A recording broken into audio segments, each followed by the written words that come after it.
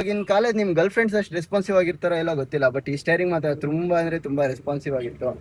ಜೀವನ ಯಾವತ್ತಿದ್ರು ಇಡ್ಲಿ ತರ ಸಿಂಪಲ್ ಆಗಿರ್ಬೇಕು, ಪಲಾವ್ ತರ ಫುಲ್ ಜಾತ್ರೆ ತರ ಇರಬಾರ್ದು. ಒಂದ್ ಪಕ್ಷ 3 ಹೊತ್ತು ಇಡ್ಲಿ ತಿಂದ್ಬಿಡ್ಬೋದು, ಪಲಾವ್ ತಿನ್ನಕ್ಕಾಗಲ್ಲ. ಆದ್ರೆ ಈ ಹುಡುಗಿಯರ್ ಬಂದ್ಬಿಟ್ಟು ಇಂಟ್ರೆಸ್ಟ್ ಮೇಲೆ ಬ್ಯಾಟ್ರಿ ತರ, ಯಾವಾಗ ಖಾಲಿ ಆಗುತ್ತೋ ಯಾವಾಗ ಇಂಟ್ರೆಸ್ಟ್ ಹೋಗುತ್ತೋ ಯಾರಿಗೂ ಗೊತ್ತಿರಲ್ಲ. ಅದಕ್ಕೋಸ್ಕರ ನನಗೆ ಈ ಓಲ್ಡ್ ವೆಹಿಕಲ್ಸ್ ಮೇಲೆ ತುಂಬಾ ಫ್ಯಾಂಟಸಿ ಜಾಸ್ತಿ.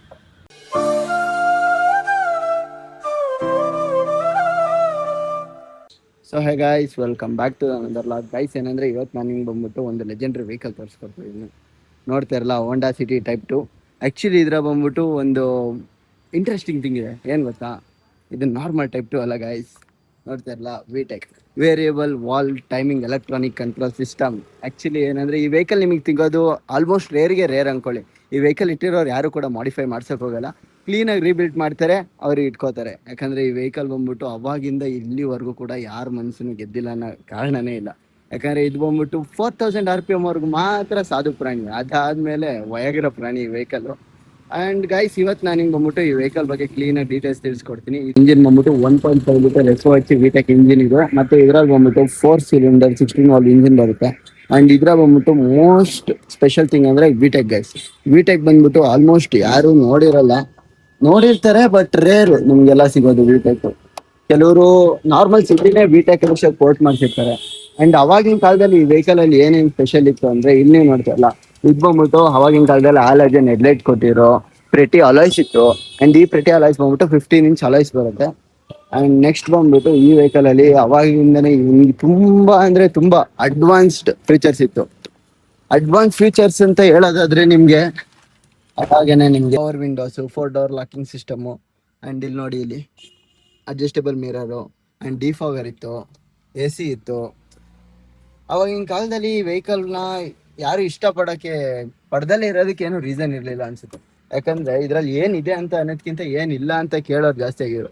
ಮೈನ್ ಥಿಂಗ್ ಏನಂದ್ರೆ,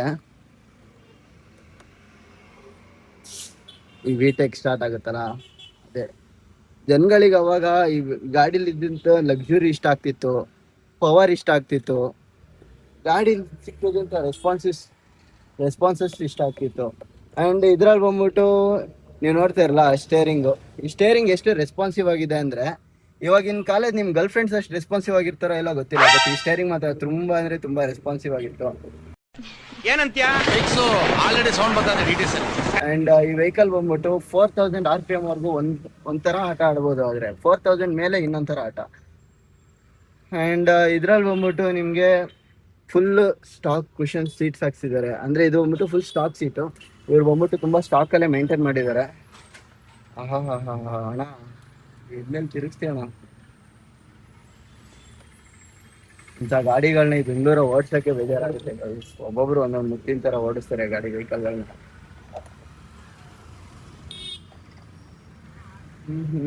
ಅಂಡ್ ಈ ವೆಹಿಕಲ್ ಬಂದ್ಬಿಟ್ಟು 5 ಸ್ಪೀಡ್ ಮ್ಯಾನುವಲ್ ಬರುತ್ತೆ. ಅಂಡ್ ಇದ್ರಲ್ಲಿ ಅವಾಗಲೇ ನಿಮಗೆ ಮ್ಯೂಸಿಕ್ ಸಿಸ್ಟಮ್ ಇತ್ತು. ಮತ್ತೆ ವಿಟೆಕ್ ಅಲ್ಲಿ ನೀವು ಮೈಲೇಜ್ ಎಲ್ಲ ಏನೂ ಎಕ್ಸ್ಪೆಕ್ಟ್ ಮಾಡೋಕ್ಕಾಗಲ್ಲ, ಯಾಕಂದ್ರೆ ವಿಟೆಕ್ ಅಲ್ಲಿ ಮೈಲೇಜ್ ಬರ್ತಿದೆ 10 to 13 ಅಷ್ಟೇ. ಅಂಡ್ ಈ ವೆಹಿಕಲ್ ಬಗ್ಗೆ ನಾವೇನೇ ಹೇಳ್ಬೋದು, ಯಾಕಂದ್ರೆ ನಾವು ಹುಟ್ಟಿರೋದೇ 2003 ಅಲ್ಲಿ. ನಮ್ಗಿಂತ ಮುಂಚೆ ಹುಟ್ಟಿರ್ತಾರೆ, ಲೈಕ್ 1992 ಅಥವಾ 1995. ಅವ್ರಿಗೆ ಈ ವೆಹಿಕಲ್ಸ್ ಬಗ್ಗೆ ಚೆನ್ನಾಗಿ ಗೊತ್ತಿರುತ್ತೆ. ಮತ್ತೆ ನಮ್ಮ ಹಿಂದಿನ ಜನರೇಷನ್ ಅವ್ರಿಗೆ ಗೊತ್ತಿರುತ್ತೆ ಈ ವೆಹಿಕಲ್ ಅಲ್ಲಿ ಏನೇನಿತ್ತು ಅಂತ. ನಾವೇನು ಸುಮ್ಮನೆ ನೋಡ್ಕೊಬಿಟ್ಟು ಹೇಳ್ಬೋದು ಈ ವೆಹಿಕಲ್ ಅಲ್ಲಿ ಇದಿದೆ ಅದಿದೆ ಅಂತ. ಬಟ್ ನಮ್ಗೆ ಈ ವೆಹಿಕಲ್ ಓಡ್ಸಕ್ ಇಷ್ಟ ಆಗ್ಬೋದು ಅಷ್ಟೇ. ಬಟ್ ಏನಂದ್ರೆ, ಅವಾಗಿನ ಕಾಲಕ್ಕೆ ಅವಾಗಿದ್ದ ಎಮೋಷನ್ನೇ ಬೇರೆ ತರ ಇತ್ತು ಈ ವೆಹಿಕಲ್ ಮೇಲೆ. ಆಕ್ಚುಲಿ ವೆಹಿಕಲ್ ಬಂದ್ಬಿಟ್ಟು ತುಂಬಾ ವಾಯ್ಸಿಗೆ ಒಂಥರ ಆರ್ಟಿಕ್ ಟಚ್ ಆಗಂತ ವೆಹಿಕಲ್ ಅನ್ಕೊಳ್ಳಿ, ಸೀರಿಯಸ್ಲಿ. ಅದ್ರಲ್ಲಿ ಈ ವೆಹಿಕಲ್ನೆಲ್ಲ ಟ್ಯೂನ್ ಎಲ್ಲ ಮಾಡಿಸ್ಬಿಟ್ರೆ ಇನ್ನ ಕ್ರೇಜಿ ಅನ್ಕೊಳ್ಳಿ ಮಾತ್ರ.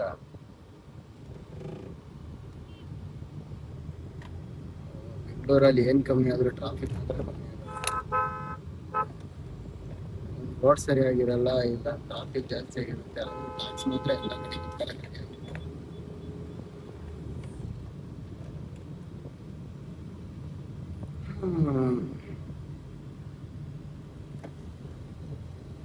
ಈ ವೆಹಿಕಲ್ ಬಂದ್ಬಿಟ್ಟು ಇದುವರೆಗೂ ಹೊಟ್ಟಿರೋದು 1,06,25 ಅಷ್ಟೇನಾ. ಚೆನ್ನಾಗಿದೆ ವೆಹಿಕಲ್ ಬಂದ್ಬಿಟ್ಟು ತುಂಬಾ ಸ್ಮೂತ್ ಆಗಿದೆ. ಅಯ್ಯೋ ಟ್ರಾಫಿಕ್ ಬೆಂಗಳೂರ ಕಾರ್ ಓಡ್ಸಕ್ಕೆ ಬೇಜಾರತ್ತೆ. ಏನ್ ಟ್ರಾಫಿಕ್. ಮಧ್ಯದಲ್ಲೇ ನುಗ್ಗಿ ಹತ್ತಾಗಿ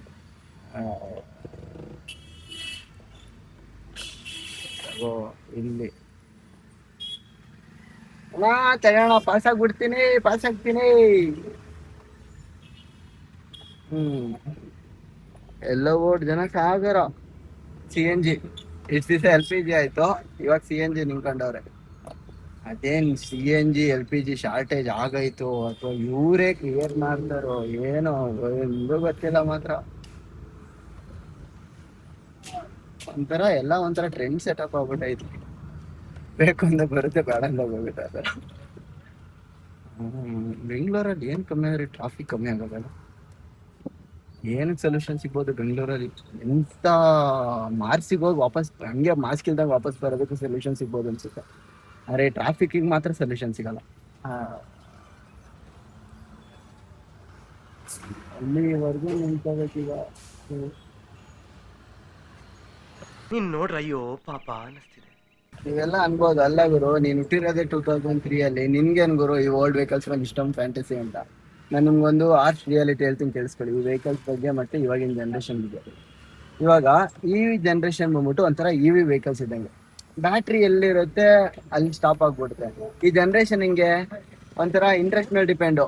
ಇವಾಗ ಹುಡುಗಿರಿಗೆ ಹೆಂಗೆ, ಇವಾಗ ಒಬ್ಬ ಮೇಲೆ ಇಂಟ್ರೆಸ್ಟ್ ಇತ್ತಾ, ಆ ಇಂಟ್ರೆಸ್ಟ್ ಇರೋವರೆಗೂ ಮಾತ್ರ ಕಂಟಿನ್ಯೂ ಮಾಡ್ತಾರೆ. ಇಂಟ್ರೆಸ್ಟ್ ಹೋಗೋದ್ಮೇಲೆ ಏನ್ ಮಾಡ್ತಾರೆ, ಅಲ್ಲೇ ಸ್ಟಾಪ್ ಮಾಡ್ತಾರೆ. Same like EV vehicle.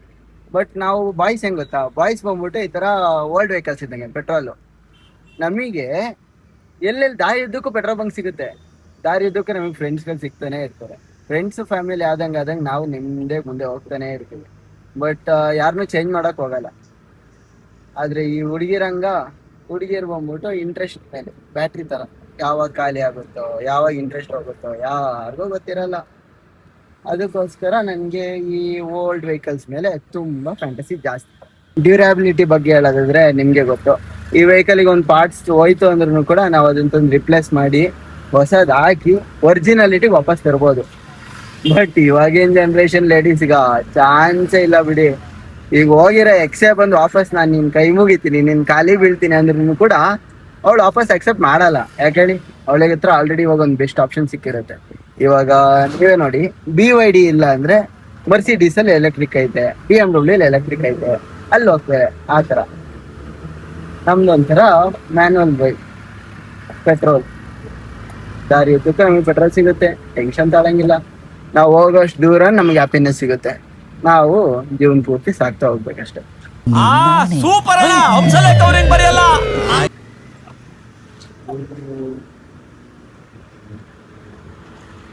ನೋಡಿ ವಿಟೆಕ್ ಯಾವ ತರ ಕಿಂಗ್ ಆಗುತ್ತೆ.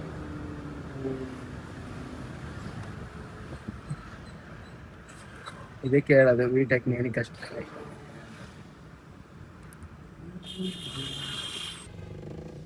ಬೆಳಿಗ್ಗೆಯಿಂದ ಏನು ತಿಂದಿಲ್ಲ. ಆಲ್ರೆಡಿ ಟೈಮು 12 ಗಂಟೆ ಆಗೈತೆ. ಹೊಟ್ಟೆ ತುಂಬಾ ಹಸಿತೈತೆ. ಏನಾದ್ರು ತಿನ್ಕೊಂಡು ಇಲ್ಲಿಂದ ಹೋಗೋಣ. ನಿನ್ನೆ ಟಿಫನ್ ತಿಂದಿದ್ದಿಲ್ಲೇ ಅಲ್ವಾ?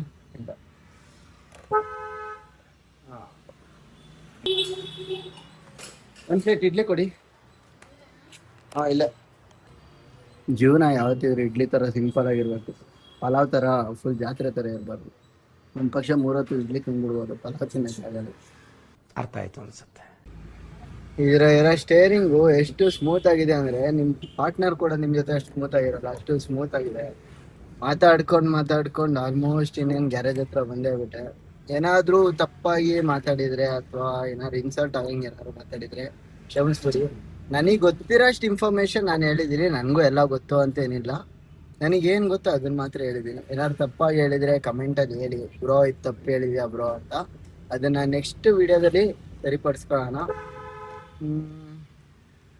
ಅಲ್ಲಿವರೆಗೂ ಇನ್ನೇನು ಹೇಳೋಕ್ಕಾಗುತ್ತೆ. ಬನ್ನಿ ಗ್ಯಾರೇಜ್ ಹತ್ರ ಹೋಗ್ಬಿಟ್ಟು ಕಾರ್ ಹಾಕ್ಬಿಟ್ಟು ಅಲ್ಲೊಬ್ರನ್ನ ಪರಿಚಯ ಹೋಗ್ಬೇಕು.